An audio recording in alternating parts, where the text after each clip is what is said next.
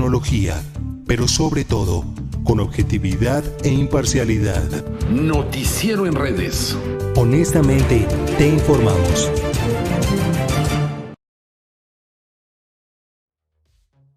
Muy buenas tardes, sean bienvenidos a Verificado 21 en este martes 31 de agosto del 2021. Soy Jacobo El Necabé, los saludo con mucho gusto. Gracias por acompañarnos a través de las plataformas digitales del noticiero en redes. Gracias a ustedes por estar a través de la valiente Radio Chapultepec. Gracias a todos por estarnos acompañando. Gracias a usted por estar sintonizando el noticiero en redes. Vamos a recibir a Braulio. Antes, por favor, si nos pueden mandar otra vez el enlace de Facebook para que empecemos transmisión en Facebook. Gracias a todos ustedes por estarnos acompañando en este martes 31 de agosto. Adelante.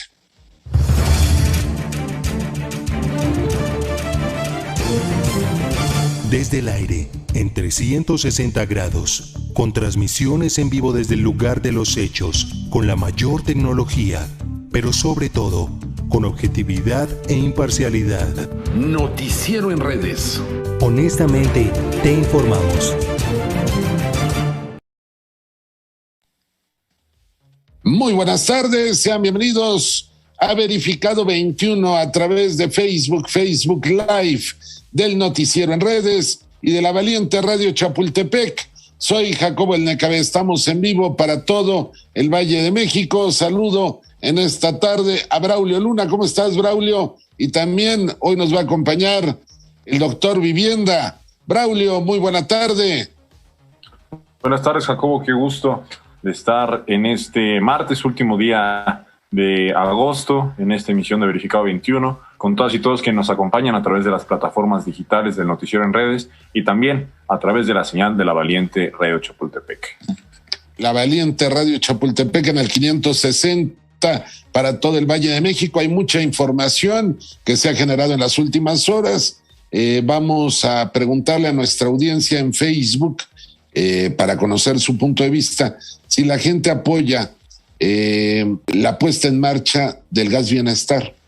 Digo, los ciudadanos, ¿qué opinan? Porque hay expresiones, ya salieron algunos a quejarse, que no, que el gas bienestar.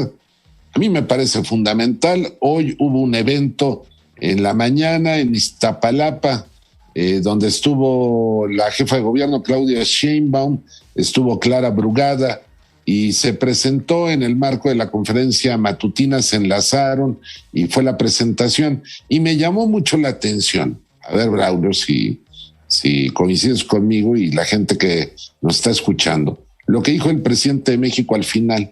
Dijo, y fue en Iztapalapa, por algo será, ¿no? En una clara referencia al cariño que le tiene a la gente de Iztapalapa, pero también hay que decirlo, ahí hay un trabajo coordinado de Clara Brugada con Claudia Sheinbaum.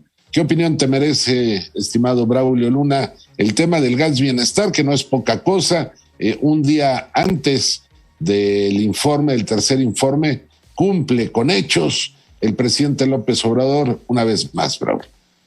Así es, pues yo lo que quería comentar era que justo, bueno, apenas es martes, ¿no? Pero estas dos conferencias que ha habido a lo largo de esta semana han sido muy informativas y han demostrado mucho la gobernabilidad que hay desde el gobierno federal y la coordinación con el gobierno de los estados y hoy específicamente con el gobierno de la ciudad e incluso con el gobierno de la alcaldía de Iztapalapa, con Clara Brugada.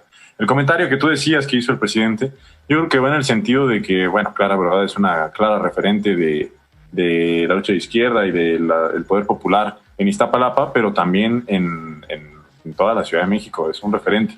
También la alcaldía de Iztapalapa es una alcaldía que históricamente está con la izquierda. Pues bueno, yo creo que tiene, por ahí va el comentario del presidente. Y también no es casualidad que ahí haya empezado uno de estos proyectos tan relevantes como lo es el propio Gas Bienestar.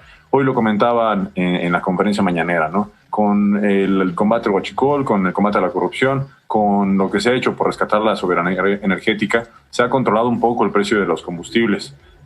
A pesar de la pandemia, a pesar de la crisis, no han fluctuado tanto los precios. Sin embargo, en el gas natural y el gas LP sí pasó, por lo que lo comentamos cuando tuvimos nuestra entrevista con Ricardo Sheffield, titular de la Profeco, que pues desde la mañanera en el quién es quién en los precios de los combustibles se hizo varios llamados a los pasados de rosca para que ya no se pasaran de rosca con el precio del gas.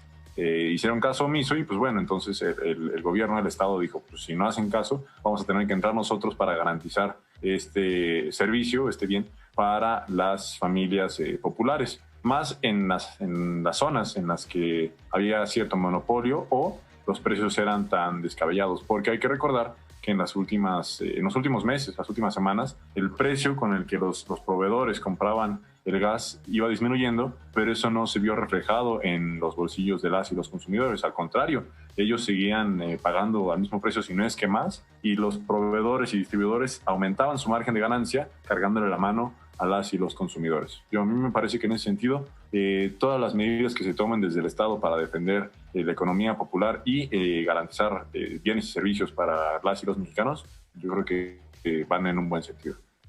Mira, pero independientemente del precio, Braulio, también el hecho de que te garanticen que los tanques van a estar llenos, de que no van a tener ahí, pues, como le hacían antes, ¿no? De verdad, te los vendían casi a la mitad.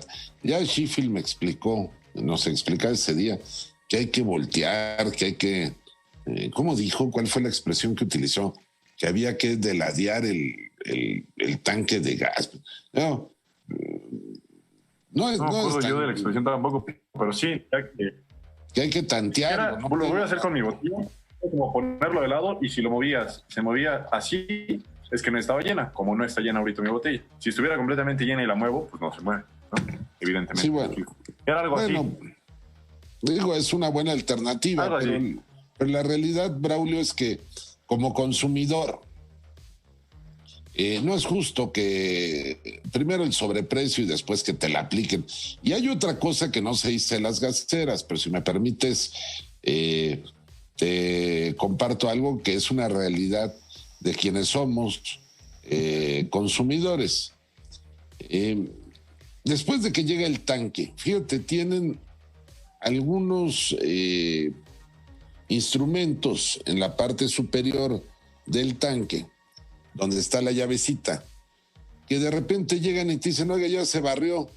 No, o que la entradita donde conectan ya se barrió y son 70 pesos, son 100 pesos. Eso ni siquiera te lo facturan, no, que es también parte del negocio que traen los que reparten el gas. Uno entiende que tienen necesidades, pero que te hablen con verdad, que mejor te digan, oye, échame la mano con unos 5, 10 pesitos. Imagina. La otra es que te ensarten ahí un costo adicional, y que eso es cada 4, 5, 6 veces. Son muy abusivos. Es una red de mafiosos. La realidad es que la culpa no termina siendo del trabajador, que al final del día pues ganan poco.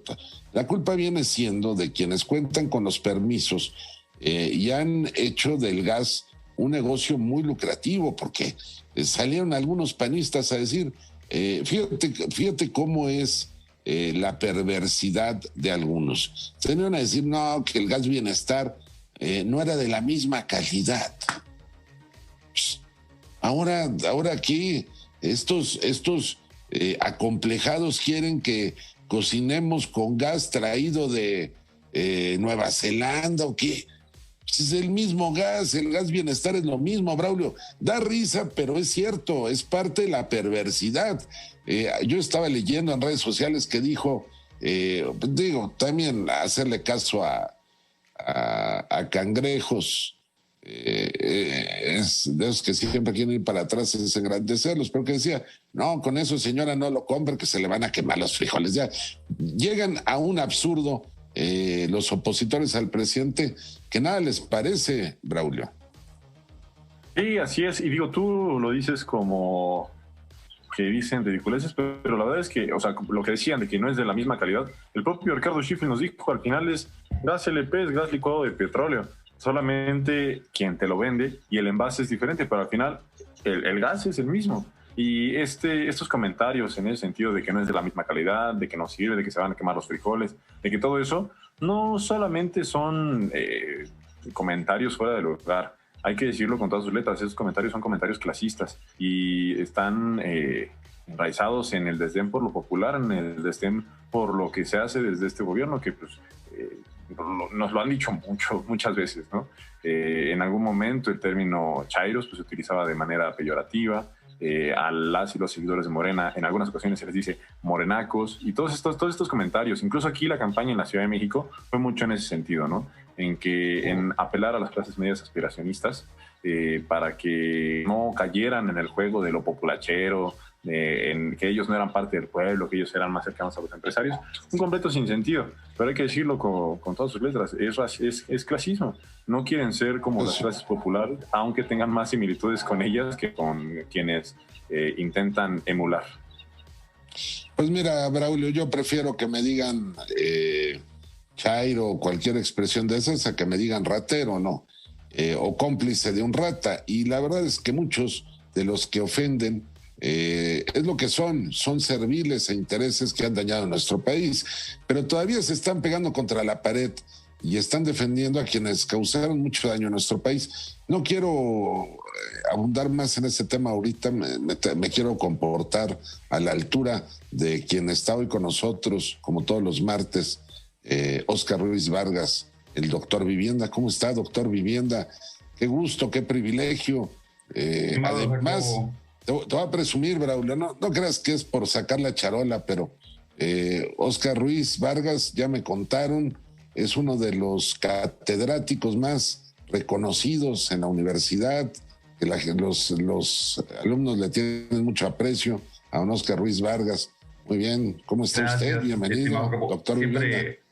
Tan sensibles tus comentarios hacia mi persona, pero quiero decirte que en la Facultad de Derecho y seguramente en todas las facultades de la Universidad Nacional Autónoma de México, mi alma mater, hay profesores con grandes cualidades, grandes capacidades, mucho más lejanas que las mías, mi estimado Jacobo.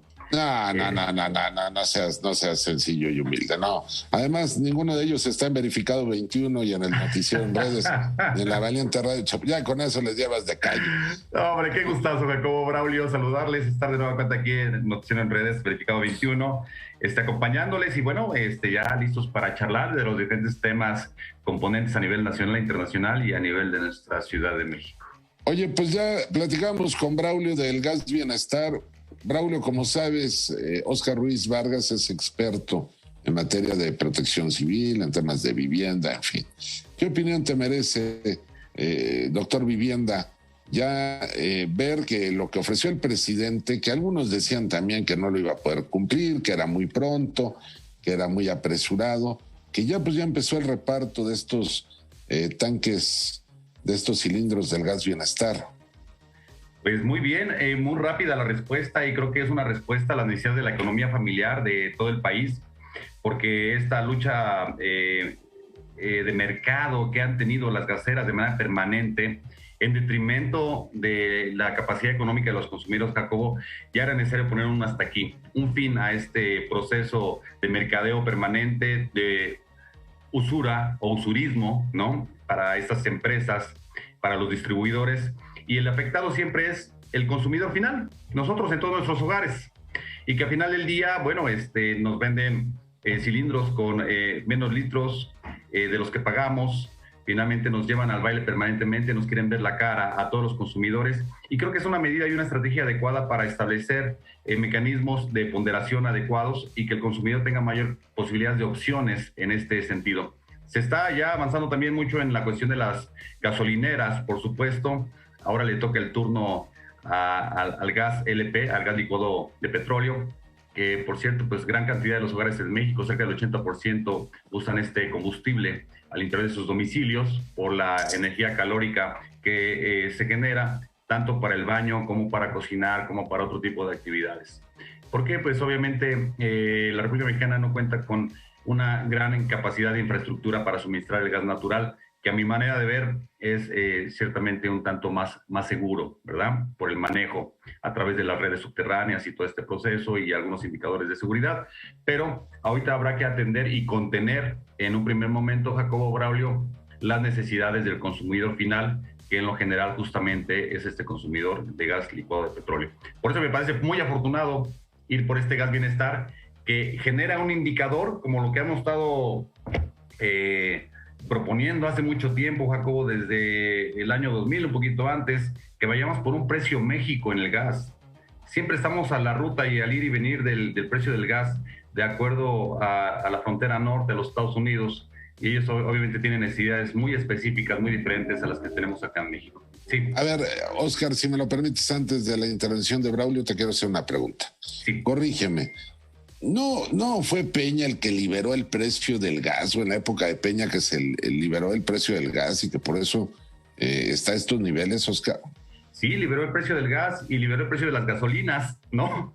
Y al final del día eso no benefició absolutamente a nadie, Jacobo. Recordemos la escalonada de precios que vivimos de manera cotidiana, prácticamente en la etapa de administración de Peña Nieto. Muy desafortunado el incremento que se generó como nunca antes se había visto en la historia de México, y que al final del día nos dejó esta herencia, esta sucesión de precios muy escalonados de este combustible.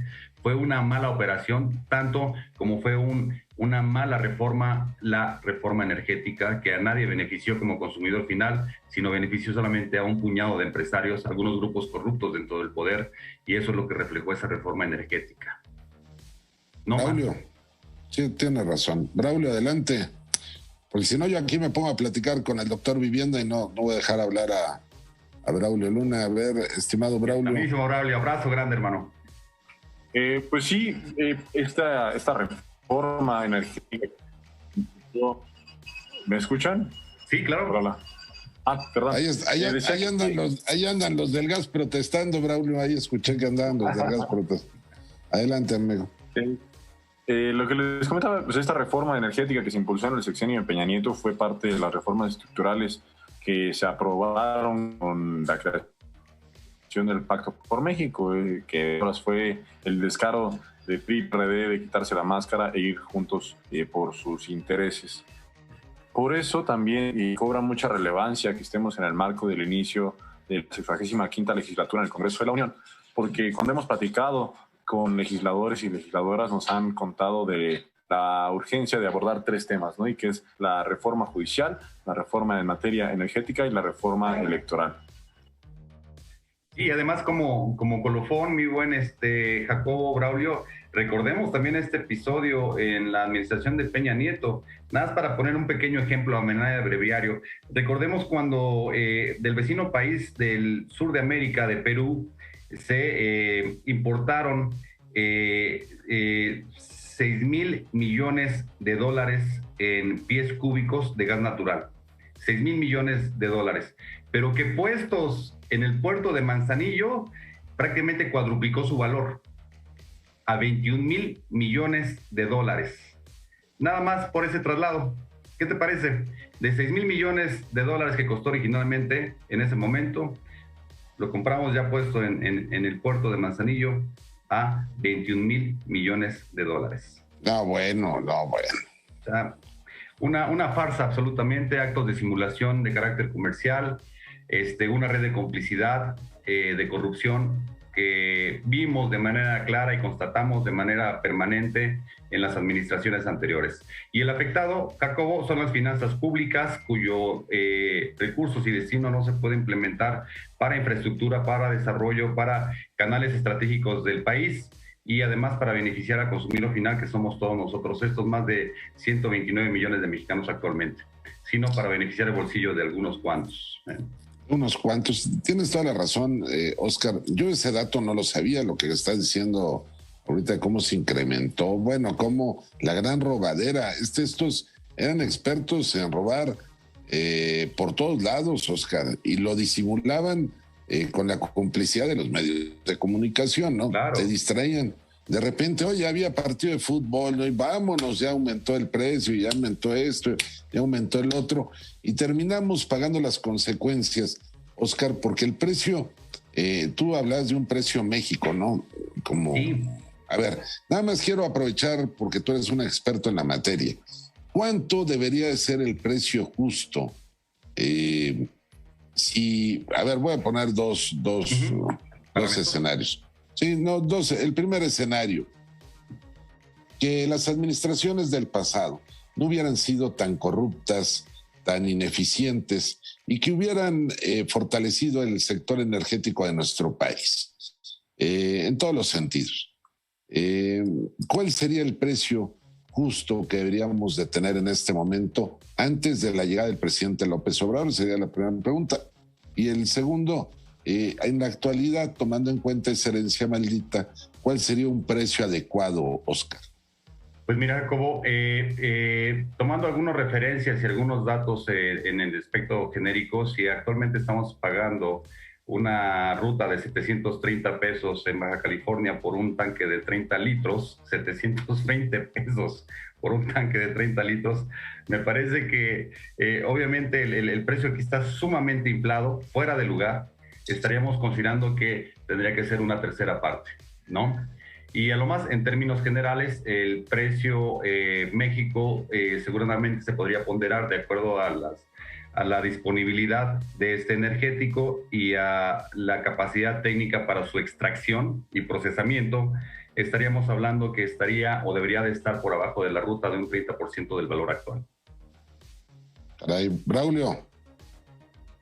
Sí, yo no tenía idea de en cuánto estaba el precio del gas LP en Baja California, me parece que comentaste, pero es muchísimo, es prácticamente el doble de lo que se fijó aquí en la Ciudad de México. Aquí en el primer mes de que se fijaron los precios, el precio máximo por kilo de gas licuado de petróleo era entre 21.33 pesos y 22.38 pesos, por lo que el máximo tolerado en un cilindro de 20 kilogramos va a ser de 426 a 450 pesos. Claro. O sea, prácticamente la mitad de lo que está. De 30 litros serían 600 pesos, 600 y precio, ¿no? Sigue estando alto justamente esta valoración. Y aquí lo que pasa es que estamos siempre sujetos al ir y venir del mercado internacional, ¿no? Que también es otro escalafón que tendríamos que prever como economía directamente al interior de nuestro país, pero siempre y cuando tengamos un sustento técnico que nos permita una autonomía o cierta capacidad de autonomía de producción de este energético, lo cual se ha olvidado en muchos años. No tenemos una autonomía energética y desafortunadamente es uno de los bastiones para el desarrollo de un país. Sin este insumo, que es sumamente necesario, estamos condenados a estar supeditados de lo que nos quieran enviar otros países productores y además del precio en el que nos lo quieran dar, ¿no? Entonces, son dos grandes impedimentos y complicaciones que podemos tener y estamos teniendo todavía, porque finalmente nunca se ocuparon los gobiernos anteriores de establecer una estrategia que nos permitiera tener un nivel de autonomía mayor en la generación de estos procesamientos desde la base. Estamos hablando desde la generación de estos productos hasta la transformación de los mismos y la transportación de estos. Creo pues que dinero. Ahora... No, perdóname, Oscar, dinero y recursos lo tenían para haberlo hecho, pues se lo robaron, perdóname. Absolutamente, Jacobo. La cuestión es de que la distracción fue extraordinaria y no lo veo como una distracción ni como una omisión.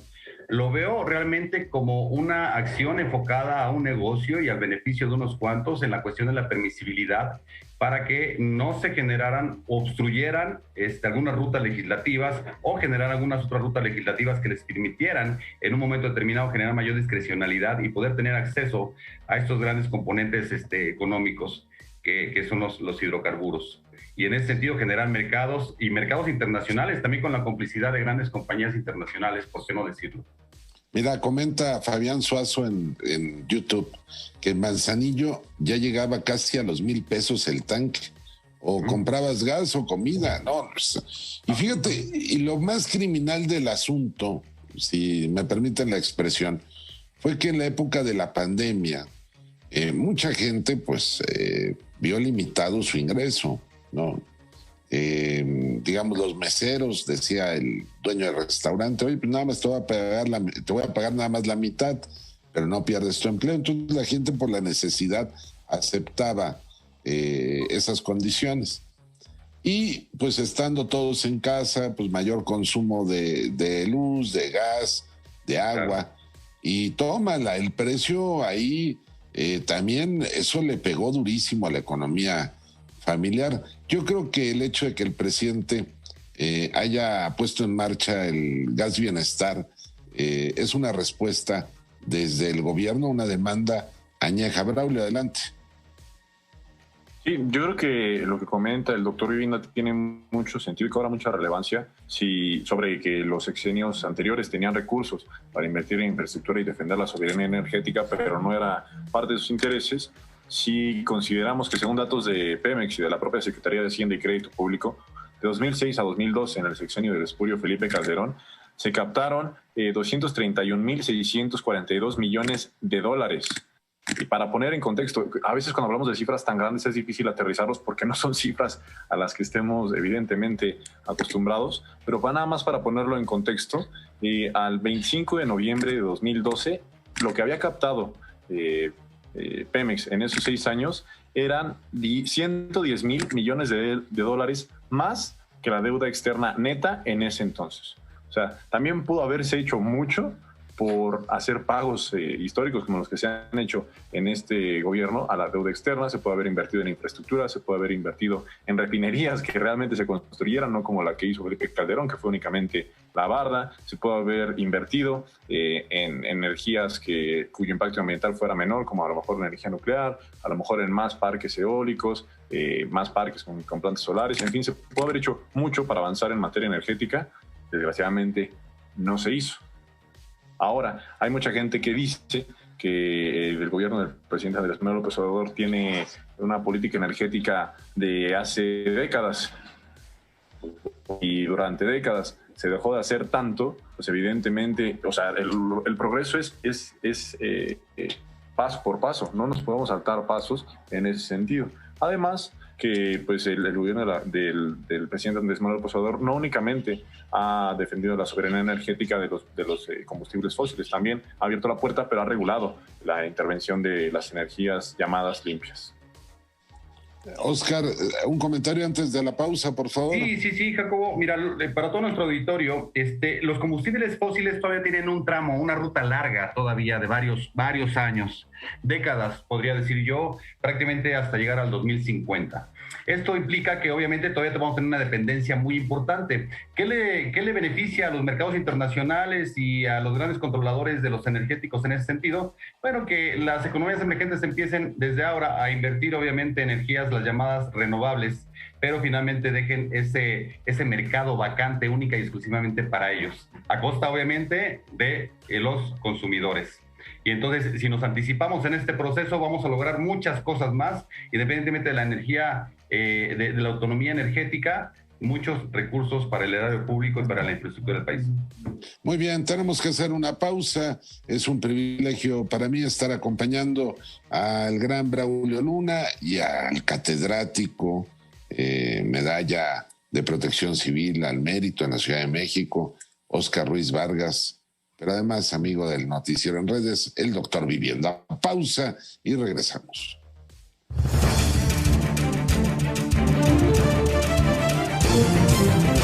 Desde el aire, en 360 grados, con transmisiones en vivo desde el lugar de los hechos, con la mayor tecnología, pero sobre todo, con objetividad e imparcialidad. Noticiero en Redes. Honestamente, te informamos.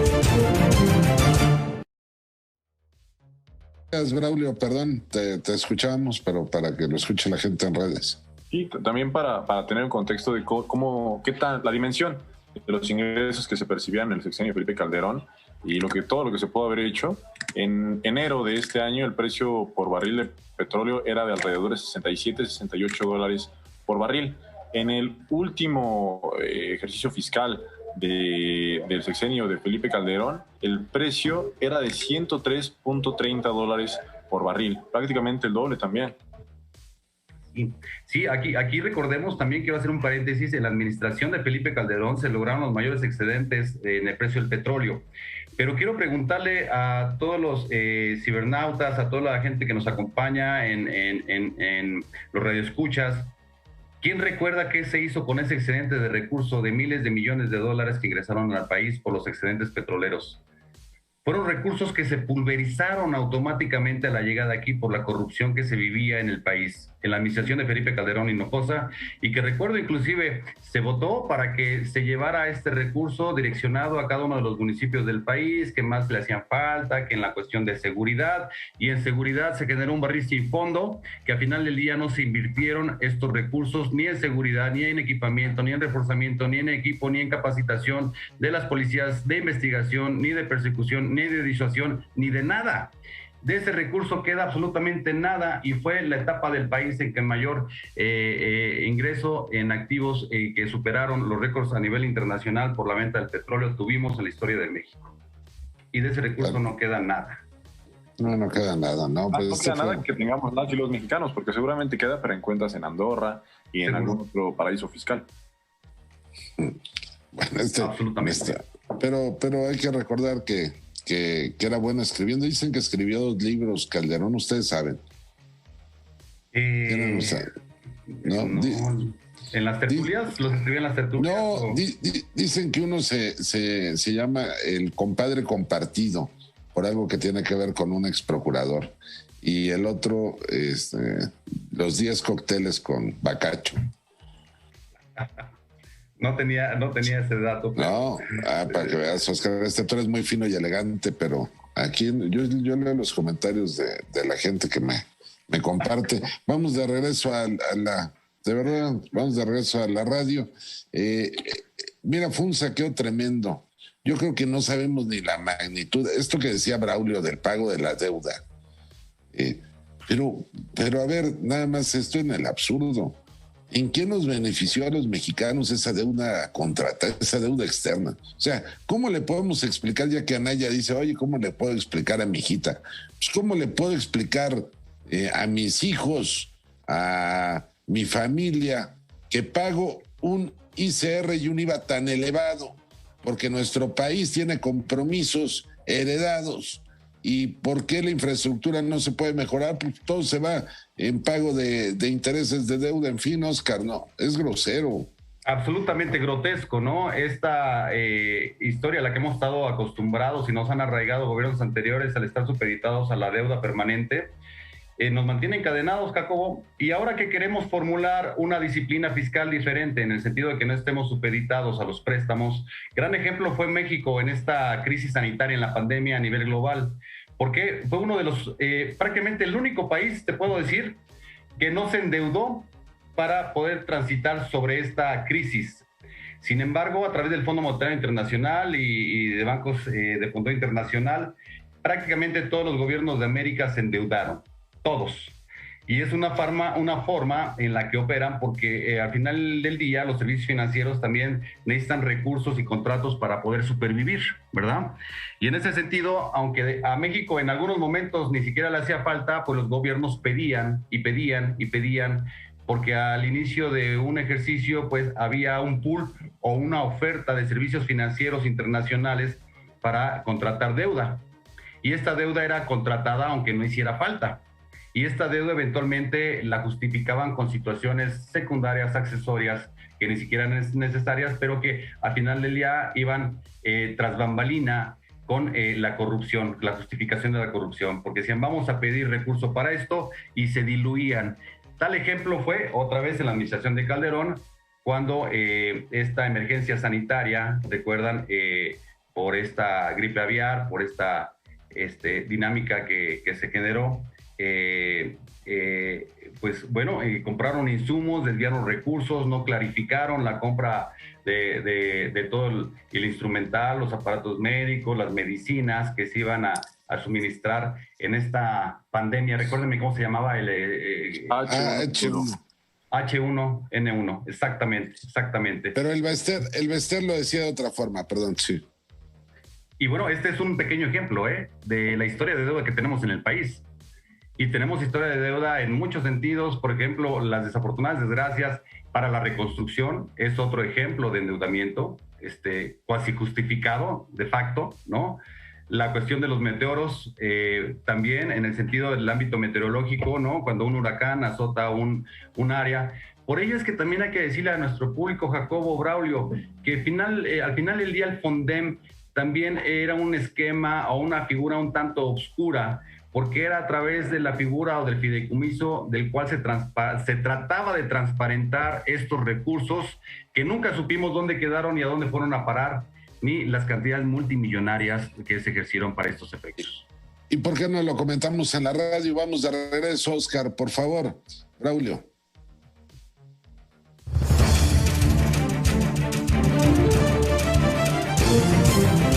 Desde el aire, en 360 grados, con transmisiones en vivo desde el lugar de los hechos, con la mayor tecnología, pero sobre todo, con objetividad e imparcialidad. Noticiero en redes. Honestamente, te informamos. Gracias por continuar con nosotros en Verificado 21 a través de la Valiente Radio Chapultepec. Soy Jacobo El Necabe. Para mí es un privilegio estar acompañando al doctor Vivienda Oscar Ruiz Vargas y al gran Braulio Luna en este espacio, en esta segunda media hora. Hablaba el doctor Vivienda de el FONDEM.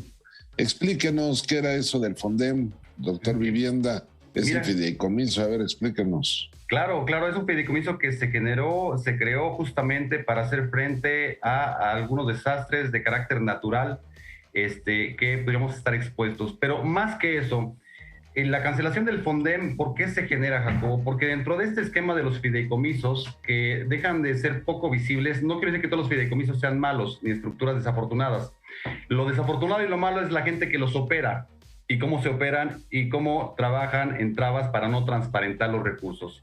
El FONDEM vino a intervenir en muchos sentidos, pero recordemos que ante una emergencia, por ejemplo, el sismo del 2017, o situaciones de emergencias meteorológicas como lo vimos en la administración de Peña Nieto, o inclusive emergencias sanitarias como lo vivimos en la administración de Calderón, también con el H1N1, eran esquemas que contribuyen a justificar el flujo de grandes cantidades de millones de dólares hacia el país en dos vías. Una, en deuda que se generaba o que se contrataba para supuestamente hacer frente a este tipo de esquemas, y el otro, liberar este gran fondo nacional de también miles de millones de pesos para hacer frente a estas necesidades. Pero ¿qué pasa, Jacobo? Pues que los funcionarios tenían el pretexto extraordinario adecuado para decir: me gasté tantos miles de millones de pesos en la ruta A, B y C, y que derivado de la emergencia, ya sea sanitaria, la emergencia por un temblor o la emergencia meteorológica, tenían los elementos que se disipaban rápidamente para generar pruebas de que efectivamente ese recurso había sido destinado para tal o cual efecto. Por ello es también la suerte de la desarticulación del FONDEM, porque al final del día no logró sus objetivos en hacer frente, aun cuando tenía cantidades millonarias. ¿Sabes para qué objetivo sí logró su cometido?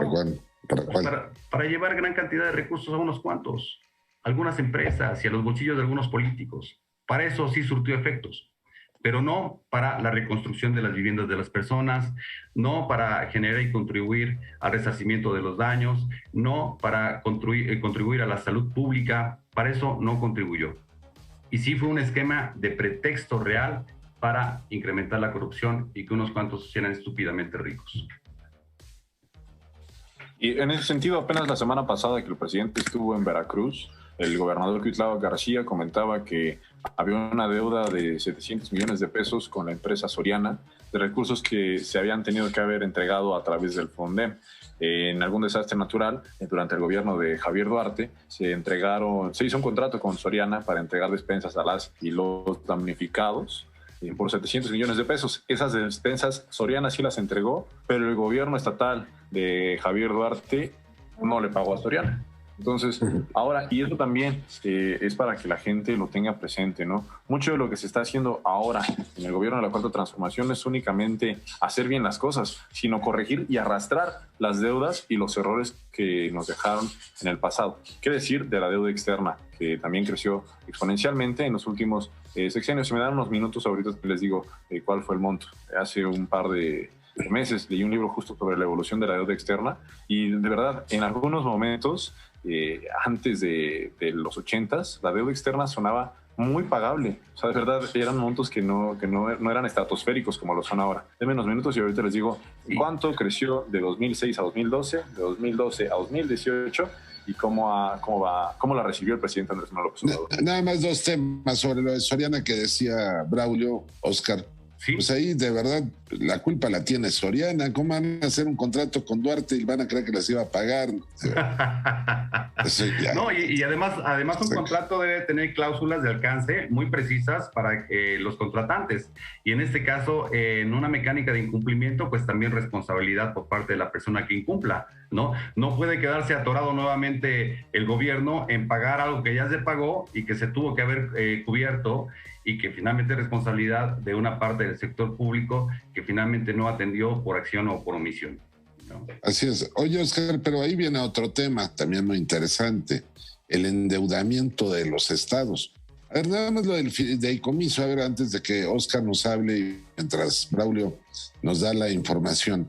El tema de los fideicomisos, para explicarle a la gente, y en palabras muy coloquiales, el fideicomiso lo que es al final del día es un instrumento para darle la vuelta a la normatividad, porque el recurso federal o el recurso público se debe de aplicar en los rubros para lo cual está concebido, ¿no? Por ejemplo, oigan, en materia de educación, ahí le mandan el dinero a los gobernadores, a Silvanus Pinochus Letrino, ¿no? Y le llega a Silvanus, se pone en su banquito de plástico y en lugar de pagarle a los maestros, agarra y lo destina para pago de medios de comunicación, ¿no? Es un ejemplo, pues lo desvía. ¿Un fideicomiso para qué sirve?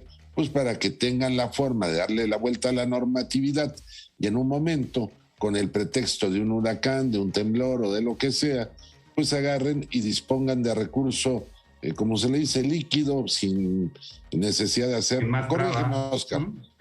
Corríjanme, no, a ver, tú, Oscar, o tú, Braulio, para aplicar en mandarle dinero a los cuates, no digo en contrataciones o adjudicaciones directas, en fin, ¿no? Sí, bueno, los recursos ya vienen etiquetados cuando se genera una autorización del presupuesto anual por parte del Congreso, y bueno, los congresos locales hacen lo propio justamente para hacer la solicitud de su tope financiero de manera anual en cada ejercicio fiscal, pero vienen ya o bajan los recursos que son etiquetados. Pero hay etiquetas que de alguna manera pueden mover o retabular o, digamos, direccionar a otras bolsas, obviamente con su justificación adecuada en el ámbito técnico, financiero y hacendario. Pero bueno, se la sabe Jacobo, y en ese sentido la ruta que tratan de hacer es justificar el menor presupuesto posible, y si hay un elemento de suma emergencia que por las condiciones y cualidades del asunto amerite una aplicación, aunque pudiese ser discrecional, pues es el mejor caldo de cultivo para la corrupción, ¿no? Porque generan las condiciones o las condiciones están dadas para operar o desviar recursos y obviamente no justificarlo en los términos que se tiene que justificar originalmente. Entonces, esto es muy desafortunado. Y estos fideicomisos, muchos de estos fideicomisos han sido estructurados, hay que decirlo también con claridad, para darle la vuelta a la ruta de la fiscalización, porque los fideicomisos no se rigen con la norma de carácter público para la verificación, fiscalización de los recursos, sino por otro ente de normas o otro agrupamiento de sistema normativo que permite que fluya de una manera más adecuada la discrecionalidad. Entonces, ahí tenemos un nicho muy importante y el cual estaban acostumbrados los gobiernos anteriores a operar, porque no era su caja chica, era su caja grande y mediana, Jacobo, Braulio. Antes de Braulio, nada más un comentario hablando de eso, estimado Braulio, Oscar, Sí. llama la atención cómo hay un discurso que dice, no, el presidente López Obrador desapareció a los fideicomisos. Sí, desaparecieron, pero no el apoyo y la atención en las emergencias. Braulio, adelante. Sobre ese tema de los fideicomisos, yo creo que es un tema bastante delicado. Pero sí, lo que se hizo fue en el sentido del combate a la corrupción. Se eliminó la figura de los fideicomisos, pero se buscó garantizar que a través de la Secretaría de Hacienda y Crédito Público los recursos lleguen de manera directa a quienes estaban destinados esos fideicomisos. El tema ¿Por qué dices que es delicado, Braulio? Perdóname. ¿Por qué dices que es delicado? Porque a mí me tocó estar en alguna reunión en el Congreso con personas que estaban en el fideicomiso de protección a víctimas, y pues ellas estaban muy espantadas porque no sabían qué era lo que iba a pasar con ellas y con ellos. Y evidentemente, como en todos los cambios, mientras lo viejo termina de morir y lo nuevo termina de nacer, hay un terreno que Boaventura de Sousa Santos reconoce como entreterreno, que es justo cuando no hay cierta estabilidad, cuando no hay algo específico, y en ese entreterreno suceder muchas problemáticas. Ese era el miedo de estas personas. Pero yo creo que sí, la desaparición de los fideicomisos se hizo en esto, y yo siempre voy a celebrar el combate a la corrupción. Ahora, sobre los datos que les decía de la evolución de la deuda, para que tengan una idea, con datos de la propia Secretaría de Hacienda y Crédito Público, en 2006 la deuda era de 1.99 billones de pesos. En 2012, al final del sexenio de Felipe Calderón, ya era de 5.35 billones de pesos. O sea, prácticamente se triplicó. Y de 2012 al inicio del sexenio de Enrique Peña Nieto a 2018, que fue el final del sexenio de Peña Nieto, fue el monto de la deuda era de 10.83 billones de pesos. O sea, de 2006 a 2012 se triplicó. De 2012 a 2018 se duplicó. De acuerdo. Se quedó, hasta se frició, mira, del impacto. Del impacto, ahí se quedó quieto. A ver, Oscar. Sí, fíjate que en este sentido, Jacobo, es muy claro dejarle al auditorio que aun cuando el Fondem no esté operando o haya desaparecido o la tendencia sea hacia allá, esto no quiere decir que el gobierno federal no vaya a hacer frente a las necesidades por algún tipo de siniestro que se genere, ¿no? Como es un huracán, como es un temblor, un terremoto, algunas situaciones de naturaleza, sino que seguirá haciendo frente en este sentido, pero de acuerdo a otras estructuras financieras y administrativas que sean mucho más claras en este sentido. Tuve la oportunidad les voy a compartir otros de los artículos que escribí hace ya tiempo, y fíjate que en este tabulador, justo cuando fue el escenario del sismo del 2017, algunos cálculos conservadores señalaban que nos íbamos a llevar 25,000 millones de pesos para la reconstrucción. Otros cálculos que no eran tan conservadores iban hasta lo doble, es decir, hasta 50,000 millones. Pero quiero comentarte que en ese momento el Fonden contaba con 9,000 millones de pesos disponibles, pero había otras acciones accesorias que se implementaban también en cuestión de economías, como es el bono catastrófico por 2,816,828 millones. Había otro accesorio también que es el seguro de excesos por 5,000 millones de pesos. Había otro elemento adicional que es el bono cupón cero por 1,000 millones de pesos. Y las donaciones que se generaron en ese momento rondaban cerca de los 4,000 millones de pesos. Esto se hizo a través de un análisis minucioso, ¿no?, de todas las fórmulas, y nos daba una cantidad de 47,757 millones de pesos. Es decir, prácticamente la totalidad de lo que formulaban o perfilaban aquellos cálculos que no eran conservadores y sino por el contrario se iban hasta la cocina, ¿no?, con el doble del recurso. Con este tipo de aseguramientos, de fondeo, de recursos que se tenía, se podía hacer frente sin mayor complicación y dilación a esa emergencia por el terremoto del 2017. Pero dime ahora, ¿seguimos en la reconstrucción en los diferentes estados de la República Mexicana?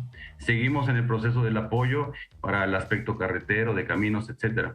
¿Dónde quedó todo ese dinero en la administración pasada? Yo quiero preguntar. Caray, qué buen dato. Adelante, Braulio, te escuchamos nuevamente. Vaya dato el que da Oscar Ruiz en relación al doctor Vivienda, a este asunto de la reconstrucción. Braulio, te escuchamos ahora sí. Y desgraciadamente habría que preguntarle a Gerardo Ruiz Esparza dónde quedó ese dinero, pero evidentemente por causas naturales ya no se le puede preguntar. Hay un dicho por ahí que dicen que muerto el perrito se acabó la rabia. Puede que suene feo, pero en este caso, pues también, si ya no está Gerardo Ruiz Esparza, no hay mucho que se pueda hacer. Bueno, sí, desde la Auditoría Superior de la Federación, pero no hay a quién señalar. Y ahorita ya, volviendo a lo de los datos que yo les quería decir sobre la evolución de la deuda de 2006 a 2018, al inicio del sexenio de Felipe Calderón, y esto es con datos de la Secretaría de Hacienda y Crédito Público, la deuda era de 1.99 billones de pesos en el inicio del sexenio. Al final del sexenio de Felipe Calderón, en 2012, la deuda era de 5.35 billones de pesos. Prácticamente se triplicó. De ahí, al inicio del sexenio de de Enrique Peña Nieto, era de 5.35 billones. Terminó el sexenio de Peña Nieto con 10.83 billones de pesos. O sea, prácticamente en el sexenio de Calderón se triplicó la deuda. Y de ese monto ya triplicado, del 2012 a 2018, se duplicó.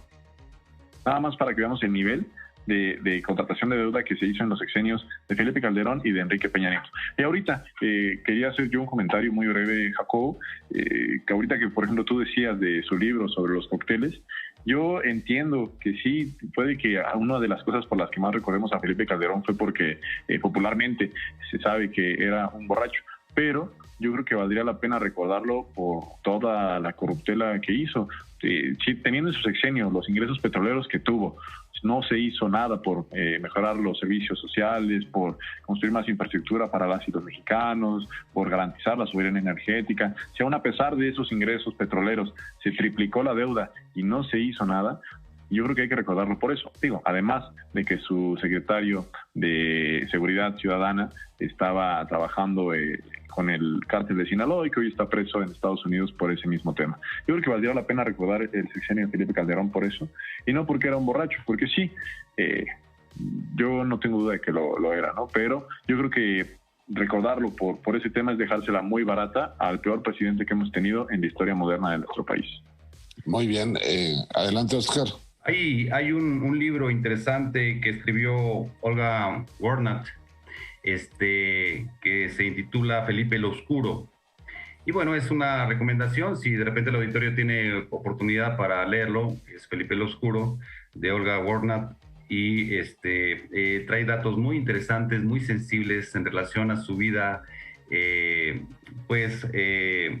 no nada más en el ámbito de los amigos, de los favores, de los procesos, de las desviaciones, sino que nos da también un claroscuro de todo el proceso dentro de la administración pública que se vivió con este personaje, y nos da mayores elementos para poder generar una calificación acercada a la realidad.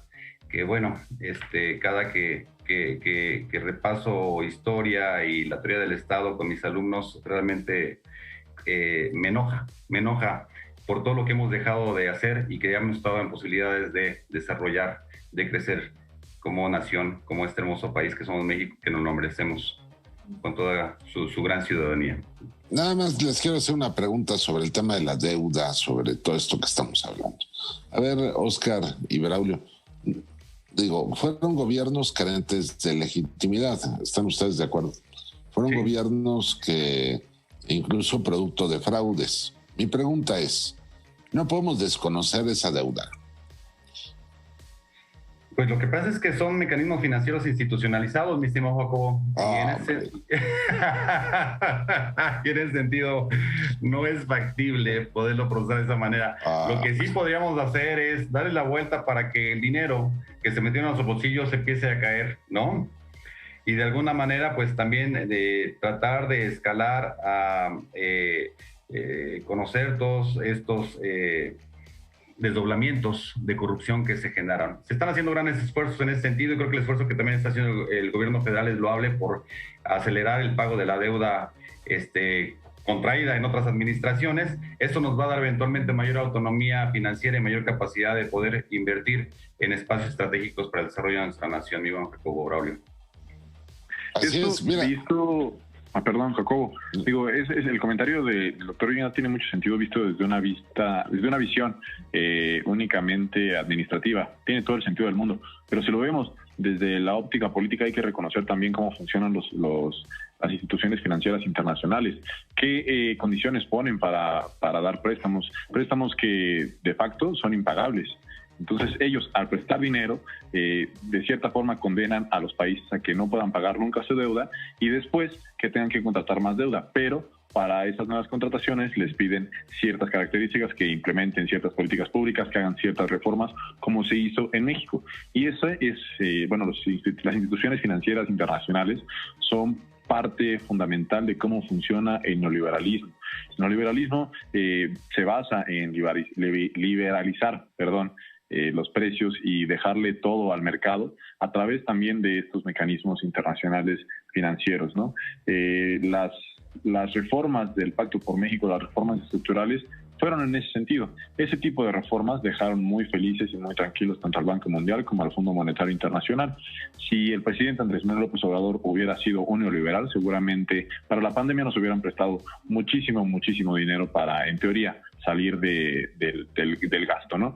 Pero el presidente Andrés Manuel López Obrador ya demostró que hay una forma diferente de afrontar las crisis sin contratar deuda, sin poner más en tela de juicio, o más bien poner en la balanza o en manos de extranjeros el bienestar y el patrimonio de las y los mexicanos. El presidente puede que no sea un presidente anticapitalista, puede que no sea antiespecista, puede que no sea anti muchas cosas, pero creo que sí es un presidente antineoliberal.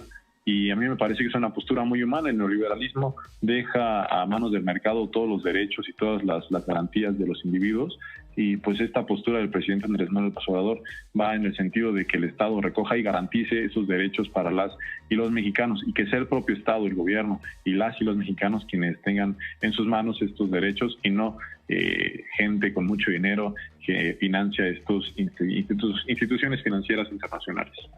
Fíjate que ahí, antes del comentario del doctor Vivienda, para cerrar, yo ahí tengo un punto de vista que a ver qué día lo debatimos, Braulio. Mira, desde luego los organismos internacionales tienen la culpa y todo, pero yo le echo más la culpa a la clase política que gobernó nuestro país, porque ellos son realmente los responsables de todo lo que hicieron, carentes de legitimidad, buscaban la aprobación internacional, entregaron nuestro país como quisieron, nos tomaron el pelo, nos envenenaron, se divirtieron a nuestras costillas. Y bueno, como que querer justificar que la debacle de nuestro país es producto de intereses extranjeros, fueron los de acá, estos sátrapas, pillos, bandidos, y tanto más. Eso era, creo que coincidimos, ¿no, Braulio?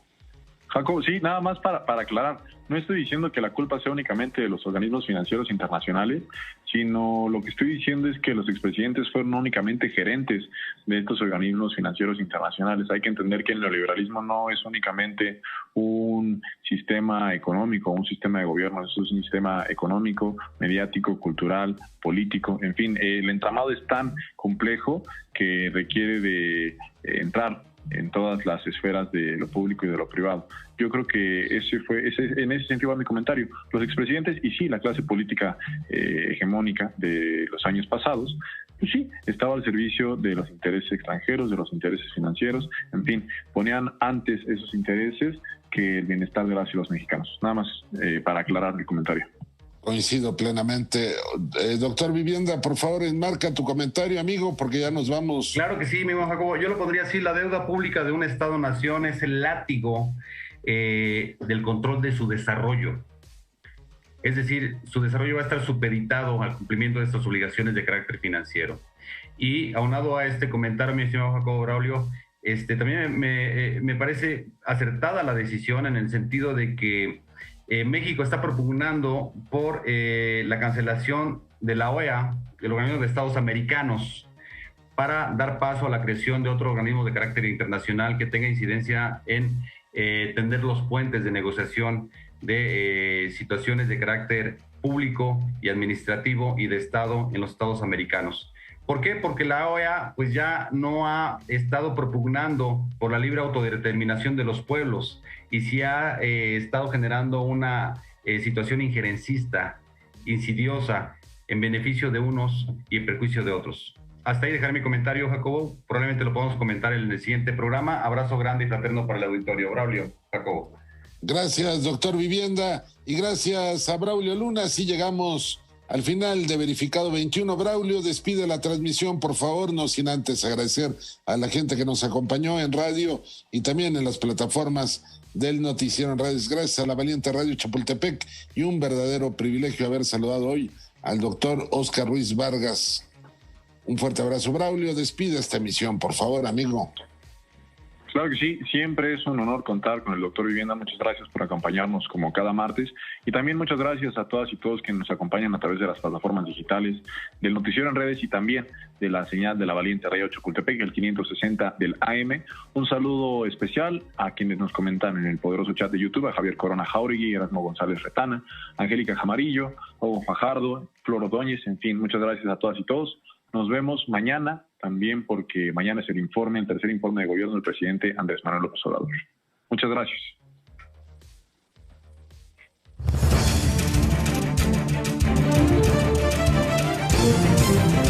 Desde el aire, en 360 grados, con transmisiones en vivo desde el lugar de los hechos, con la mayor tecnología, pero sobre todo, con objetividad e imparcialidad.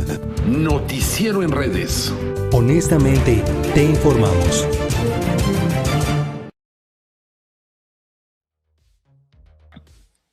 Sí, yo decía que tiene razón en lo que planteas, bro. O sea, yo no contradigo eso. Pero la voracidad y además la falta de capacidad de algunos políticos no les costó nada porque entregaron al país, porque pues, ellos decíamos, ya el que viene ahí me va a tapar, y porque sabían que no los iban a castigar, no los iban a meter a la cárcel, no iba a haber descrédito. O sea, actuaban como si ellos fueran dueños del país y dejaban a su protegido para que a su vez su protegido dejara a su protegido. Y así se la fueron llevando, esa es la realidad. Ahora echarle la culpa que tiene, reitero, te lo dije, tiene razón, o sea, pues sí, son gandallas estos organismos, pero yo veo ahí que el daño más grande lo provocaron esos políticos vividores que no les importó las consecuencias de sus actos. Ahora bien, si no se puede quitar la deuda, pues por lo menos que se reduzca de alguna forma. Ahí está el caso de Argentina, ¿no, Braulio? Sí, y sí, yo también coincido contigo. No, que yo diga que los organismos financieros internacionales tuvieron un papel fundamental en vender a nuestro país y vender todo su patrimonio y endeudar a las y los mexicanos, no exime de responsabilidad a los expresidentes y a las y los políticos del pasado. Solamente son dos caras de una misma moneda, de una moneda que no tiene dos caras. Es una moneda tan compleja que puede que tenga 30 caras, una misma problemática desde distintos frentes y desde distintos responsables, porque sí, el desmantelamiento de nuestro país, el desmantelamiento del Estado y del Estado de Bienestar no se dio únicamente por 2 o 3 personas, fueron muchas personas. Y pues bueno, a mí me da también mucho gusto que en este sexenio se haya roto el pacto de impunidad que tú mencionabas, ¿no? De yo robo, pero dejo a mi protegido y él no me va a decir nada y también va a robar, y así una cadena de crímenes y de atentados contra el patrimonio de las y los mexicanos. Afortunadamente, ahora se está rompiendo con ese pacto de impunidad, que hay mucho por hacer todavía, hay mucho por hacer todavía, pero afortunadamente estamos avanzando en la dirección correcta, Jacobo. Así es. Pues Braulio, mañana estaremos comentando el informe. Al ratito me pongo en contacto contigo, estimado Braulio. Mira, mientras tú y yo andamos acá, hay que decirlo con todas sus letras, hay muchos mexicanos que están en este momento, sin saberlo, están pagando esa deuda que nos dejaron heredada, esa herencia maldita que dejaron estos gobiernos. Por cierto, el presidente anda macaneando ahorita. Se fue, dicen, hay reportes de que salió de Palacio Nacional con chamarra y gorra de béisbol, entonces seguramente está yendo ahí a macanear. Gracias a todos ustedes, estimado Braulio Luna. Gracias también a ti, Jacobo. Gracias a todas y todos quienes nos acompañaron en esta emisión de Verificado 21. Nos vemos mañana para el tercer informe de gobierno del presidente Andrés Manuel López Obrador. Un gusto, Jacobo. Un saludo, Freddy. Gracias a todas y todos. Un privilegio, Braulio.